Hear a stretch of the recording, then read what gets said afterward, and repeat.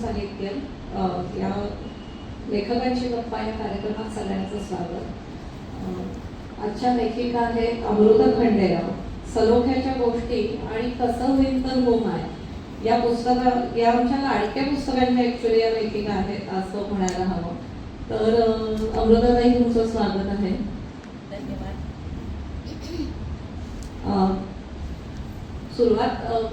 सुरुवात करताय कारण ऑलरेडी आपण बऱ्यापैकी जरा उशीर केलेला आहे कार्यक्रमाला. तर अमृता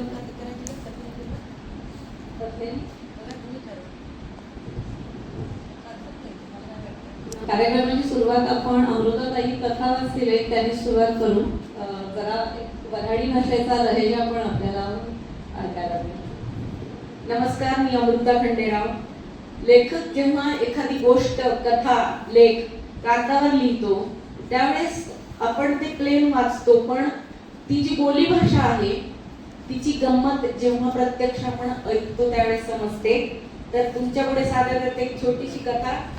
सत्यपाल महाराजांचं कीर्तन. बुलढाण्याला सत्यपाल महाराजांचं कीर्तन आलं होतं.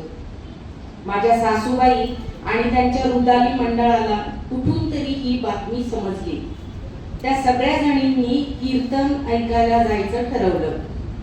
संध्याकाळी मला चिवळीचं बेसन आणि भाकर करायला सांगून सासूबाई जायची तयारी करू लागल्या.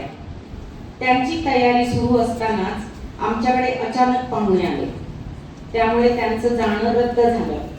त्यांच्या बाकीच्या मैत्रिणी मात्र कीर्तनाला गेल्या. दुसऱ्या दिवशी दुपारी सासूबाई बाहेर बाजेवर केस वाळवत बसल्या होत्या. माझी कामं आटपून मी कुठलं तरी पुस्तक वाचत पडले होते. कसलाही दांगूड नसताना अचानक 5-6 जणी येऊन धडकल्या. काय म्हणते झालं सत्यपालाचं भाषण बहीण. आल्या आल्या श्वासही न घेता इल्याची आई म्हणाली, भाषण नाही व कीर्तन म्हणते व त्याले.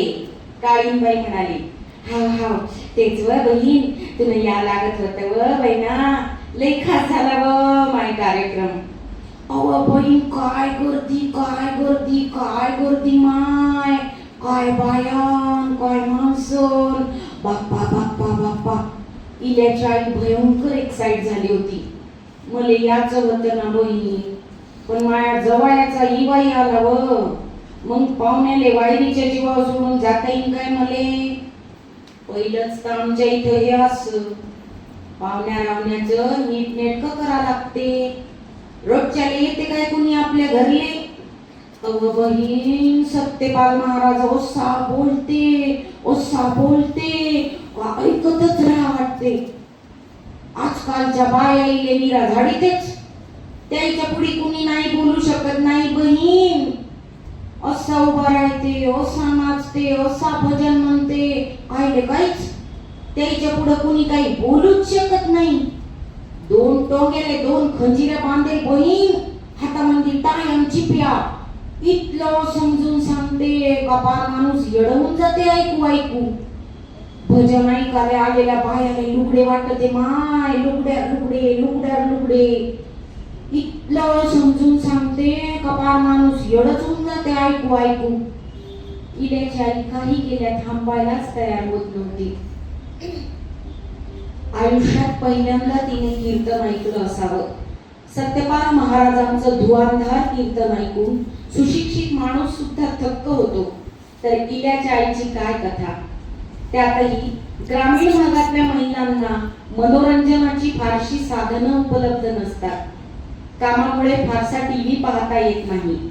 त्यात खेड्यात दिवसभरात 10 वेळा लाईट जाते आणि येते. इलेक्ट्रिसिटी असेल तरच टीव्ही दिसतो, लाईट नसेल तर काहीच नाही. त्यातही नाटक, एकांकिका, कीर्तन, पथनाट्य असले लाईव्ह प्रकार यांनी कधीच बघितलेले नसतात. आमच्या गावातल्या बायकांनी जलसे पाहिले आहेत, पण थिएटरमध्ये जाऊन नाटक कुणीच पाहिलेलं नाही. त्यांना सिनेमाची टाकी माहीत असते, पण नाटकाचं थिएटर त्यांनी कधीच पाहिलेलं नाही. इल्याच्या आईचा उत्साह ओसंडून वाहत होता. तिला सत्यपाल महाराजांच्या कीर्तनातलं काय सांगू आणि काय नको असं होऊन गेलं होतं. एवढ्या मोठ्या तुफान गर्दी पुढे अखंड वेगाने बोलणारा आणि गाणारा माणूस तिनं पहिल्यांदाच पाहिला होता. मग बोलता बोलता ती उठून उभी राहिली. पदर कमरेला खोचला.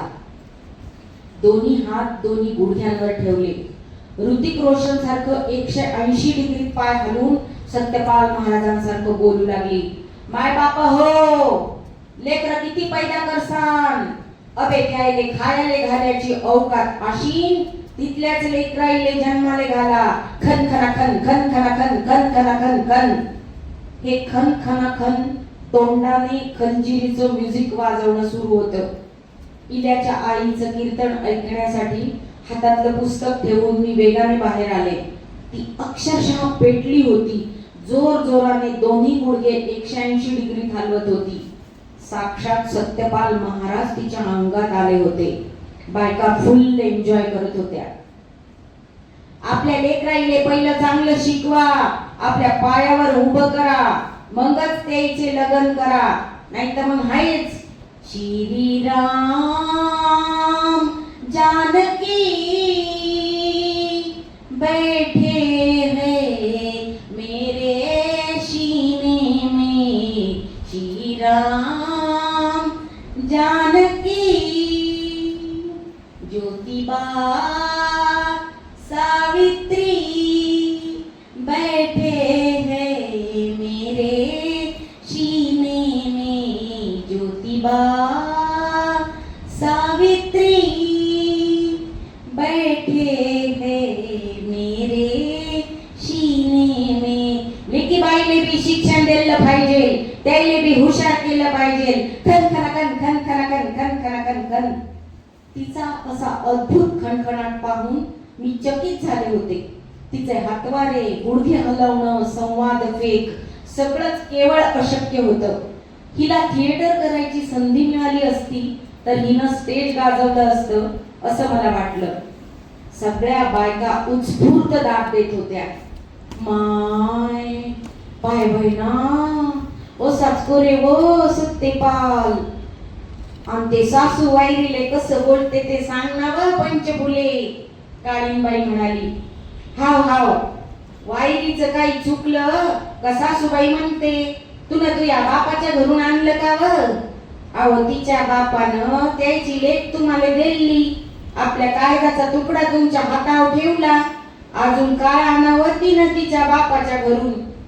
आज तुम्ही तिला हाडूत हुडूत करताल तर तुम्ही पुढे झाल्यावरती बी तुम्हाला हाडूत हाडूत केल्याशिवाय राहणार नाही म्हटलं. म्हणून सून वाईरी संग प्रेमानं राव, म्हणजे ती बी तुम्हाला जीव लावीन. खन खना खन खन खना खन खन खना खन खन.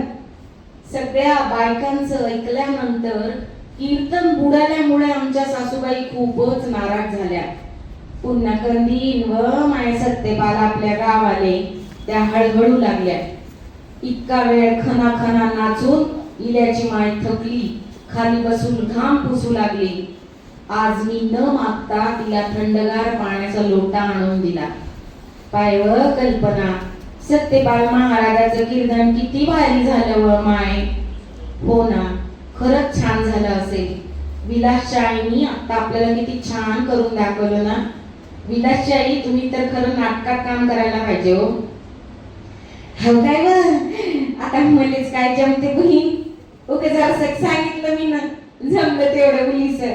ती सासवाडी नव्हती माय, तिला दाखव्यासाठी म्हणून मुलाचं केलं व मी ना. चहा ठेवू काय? हाव हाव ठेव जवळ बहीण. समद्या बाईले ठेव जो बा. आज समदेले चहा पाच जो. लय खास आहे माय व सत्यपालाचं कीर्तन. मग मी सगळ्या बायकांना छान आल्याचा चहा करून पाजला. इल्याच्या आईच्या रूपाने आमच्या दारात साक्षात सत्यपाल महाराज कीर्तन सांगायला आले होते. आजचा दिवस इल्याच्या आईचा होता. धन्यवाद. सुरुवातीलाच छान मराठी भाषेचा एक आपल्याला तडका म्हणता येईल अशी सुरुवात खरं कार्यक्रमाची झालेली आहे. मला वाटतंय म्हणजे हे पुस्तक ऑफिसमध्ये जेव्हा एडिटिंग मी करत होते तर तेव्हाही आम्हाला ही भाषा वाचताना शेवटी आम्ही शहरात पडलेल्यामुळे किती वाचता येणार आहे ना असं, पण तरी सुद्धा आम्ही वाचायचो आणि ऑफिसमध्ये आमचं प्रकाशन विभाग जिथे आहे ते आणि आजूबाजूचे पेपरचे काम करणारे लोक आम्ही भरपूर हसून त्याचा आनंद लुटलेला आहे. आणि जेवढं वाचायचं तेवढं वाचायचो. काही म्हणी पण त्यातल्या किंवा नाट्यशाल आमचे आवडते होते की काय कसं आशिमाई बिल्लाई गोंडीन गेली माय तय्याच्या नालीन अन्नीला मस्सय धरून दिल्लाबाई नवऱ्याले करून गेल्लाबाई पटकन मरून आता काय भैयाचं रड्डून आशिमाई बिल्लाई गोंडीन.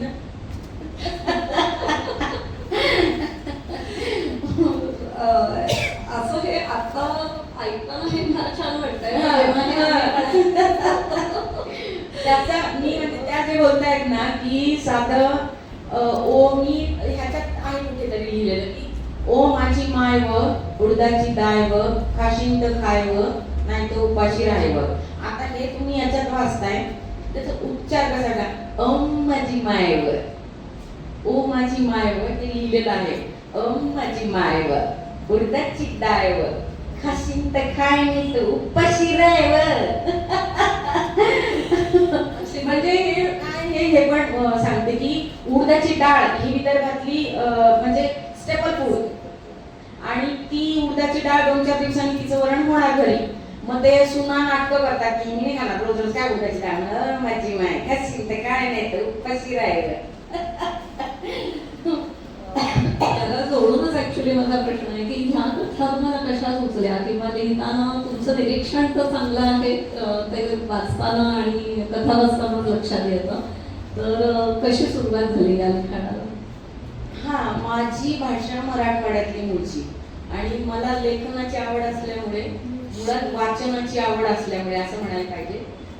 वाचलं मी खूप उदंड वाचलं. म्हणजे या मुली पुढे बसल्यात यांच्या वयाची असताना मी शेकडो पुस्तकं वाचली मराठीतली आणि त्याच्यातून मग हे झालं काय की लिहायची आवड निर्माण झाली. आणि आई माझी जिल्हा परिषदला शिक्षिका होती. तिच्या ग्रामीण भागात बदल्या व्हायच्या खेड्यात. तिच्या बदल्या झाल्या की आमची भाषा बदलली. म्हणजे भाषा दर कोसावर बदलते हे अगदी खरं आहे. आणि तिची बदली झाली की मग आमचं सुरू आम्ही असे 12 गावच्या भाषा प्यायलो खाल्लं प्यायलं. मग त्या सगळ्या बोली भाषांचं वेळ मला होतं.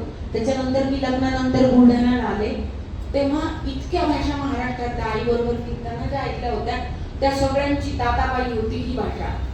म्हणजे की हा जो तिचा आता तुम्ही ऐकली कथा की हा जो बोलण्याचा तडका आहे हा जो लहेजा आहे तो अप्रतिम अफलातून आहे. म्हणजे मला शब्द पण नाही सुचते की ते ऐकत राहावीशी वाटते. म्हणजे साधं फेसबुकवर सुरुवातीला मी 1-2 कथा टाकल्या होत्या आणि एकच कथा टाकली होती आणि त्या पहिल्याच कथेला काहीतरी 1,500 लाईक आले ती बोली भाषेतली आमच्या वराडी बोलीतली. मग मी लिहायला सुरुवात केली की दडकून लिहायला सुरुवात केली. त्याच्यानंतर पुस्तकात माझ्या ह्या पुस्तकातल्या सगळ्या कथा आधी फेसबुकवर आल्या होत्या. नंतर आम्ही एडिट केल्या. नंतर ओनली मी केलं आणि तरी सुद्धा हे पुस्तक म्हणजे माझे प्रकाशकच इथे बाजूला बसलीये तरी सुद्धा ते पुस्तक ब्लॉकबस्टर म्हटलं आजही रोज ते विकलं जाते. 1 वर्ष होऊन गेलं. असा एकही दिवस जात नाही की पुस्तकाची ऑर्डर आली नाही. अमेझॉनवर पण संपलं म्हणून तक्रार करतात. इव्हन प्रकाशन पूर्व सवलतीत ठेवलं होतं तेव्हा तर 8-10 दिवसातच तक्रारी सुरू झाल्या. अर्ध्या तासात तक्रारी पुस्तक दिसतच नाही आम्हाला म्हणून. म्हणजे भाषा त्यांनी प्रश्न विचारला की ही भाषा ऐकली आणि आता त्याच्या जोडीला दुसरी गोष्ट आहे. भाषेचा वेळ मला आहे तर मी आधी सांगितलं. विदर्भातल्या ग्रामीण भागातल्या महिलांची दुःख ही इतर महाराष्ट्रापेक्षा फार वेगळी आहेत. मराठवाड्यातल्या बायकांची दुःख वेगळी आहे. पुण्यातल्या बायकांची दुःख सगळ्या जगात बायकांची दुःख आहेत. बायकांचा आपण एक आज महिला दिन आहे आपण बायकांबद्दल बोलतोय तर ती त्यांची पॅट्रिआर्की खाली दबलेल्या बायका किंवा अनेक कारणांनी त्या सगळीकडे आहे जगभर. पण विदर्भातल्या बायकांबद्दल देवेंद्र फडणवीसांचे एक नातेवाईक आमच्या गल्लीत राहायचे. आम्ही भाड्याने राहत होतो यवतमाळला. ते नागपूर यवतमाळ जवळ. जेव्हा ते मुख्यमंत्री नव्हते तेव्हा ते त्यांच्या घरी आले होते. तर ती म्हणाली की आमच्या घरी देवेंद्र आले ती ये भेटायला. तर मला बोधी माझा छोटा होता. आता फार जुनी गोष्ट 18 वर्ष झाली. त्यावेळेस देवेंद्र फडणवीस हे नावे म्हणायचे काय देवेंद्र ठीक आहे. आता जर म्हणली तर मी नक्की जाईन बघायला की कोण आहे. पण मग ते तिथे आले तेव्हा मी त्यांच्या घरी गेले, नंतर मी भेटले नाही त्यांना, पण ती मला सांगत होती की विदर्भात नवरा हा रोग आहे.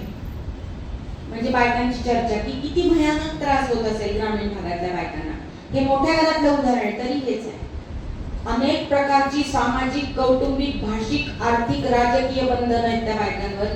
साध्या साध्या गोष्टी की आज भाजी काय करायची एवढं पण स्वातंत्र्य त्या बाईला नाही. हो ठीक आहे, काळ बदलतोय, खूप स्लो बदलतोय, पण आजही जिथे एकत्र कुटुंब आहे, मी एकत्र कुटुंबात आहे, तिथे आम्हाला विचारावं लागतं सासूला, आज काय करायचं, आई ग काय करायचं ग, आज भाजी लई, मग ते सांग. मग मी माझ्या मनानं जर काहीतरी केलं, काऊन काऊन मी कुठे गेली होती विचारायला जमत नव्हतं तुला, कुठे गेली होती म्हणजे मी आहे नाही का अजून जिवंत तोपर्यंत विचारा. तर हा तर वाटतंय ऐकायला हे खूप सोपं, खूप छोटी गोष्ट वाटतेय, पण हिच्यावरून तुम्ही आणखी थोडा परीघ वाढवत जायचा. अनेक प्रकारची स्वातंत्र्य बायकांना नाहीये. मग त्यांची जी दुःख आहेत ती मांडण्यासाठी मी ही भाषा वापरली.